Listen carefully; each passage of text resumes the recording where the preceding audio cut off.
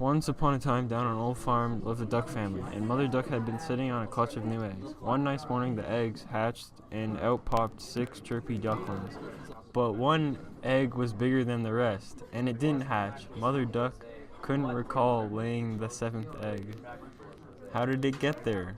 Talk, talk.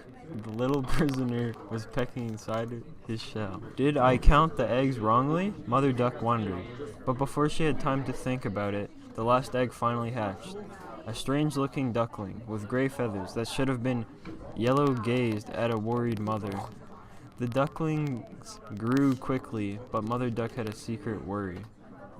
I can't understand how this ugly duckling can be one of mine, she said to herself, shaking her head as she looked at her last-born. Well, the gray duckling certainly wasn't pretty, and since he ate far more than his brothers, he was outgrowing them. As the days went by, the poor ugly duckling became more and more unhappy. His brothers didn't want to play with him, he was so clumsy, and all his farmyard folk simply laughed at him. He felt sad and lonely, while Mother Duck did her best to console him. Poor little ugly duckling, she would say, why are you so different from the others? And the ugly duckling felt worse than ever. He secretly wept at night. He felt nobody wanted him. He said, nobody loves me. They all tease me. Why am I different from my brothers? Then one day at sunrise, he ran away from the farmyard. He stopped at a pond and began to question all the other birds. Do you know of any ducklings with gray feathers like mine? But everyone shook their heads in scorn. We don't know anyone as ugly as you.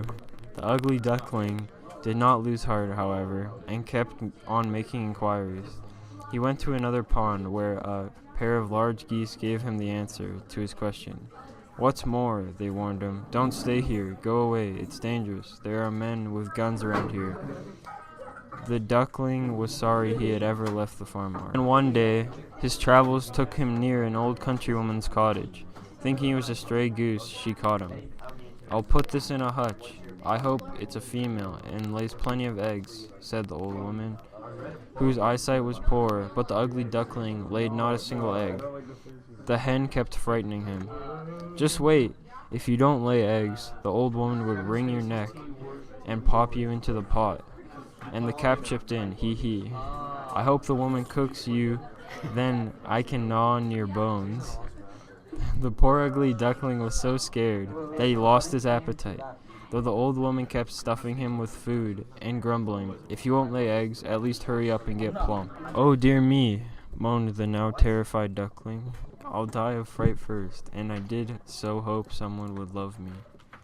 Then one night, finding the hutch door ajar, he escaped.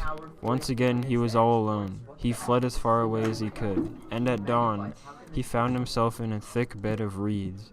If nobody wants me, I'll hide here forever. There was plenty of food, and the duckling began to feel a little happier.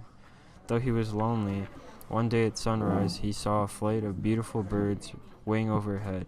White, with long slender necks, yellow beaks, and large wings. They were migrating south. If only I could look like them for just a day, said the duckling admiringly. Winter came and the water in the reed bed froze. The duckling left home to seek food in the snow.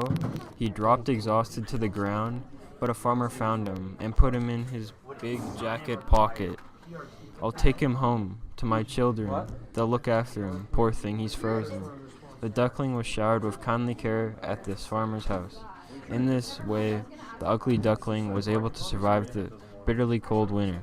However, by springtime, he had grown so big that the farmer decided, I'll set him free by the pond. That was when the duckling saw himself mirrored in the water. Goodness, how I've changed! I hardly recognize myself. The flight of swans winged north again, and glided onto the pond. When the duckling saw them, he realized he was one of their kind, and soon made friends. We're swans like you, they said warmly. Where have you been hiding? It's a long story, replied the young swan, still astounded.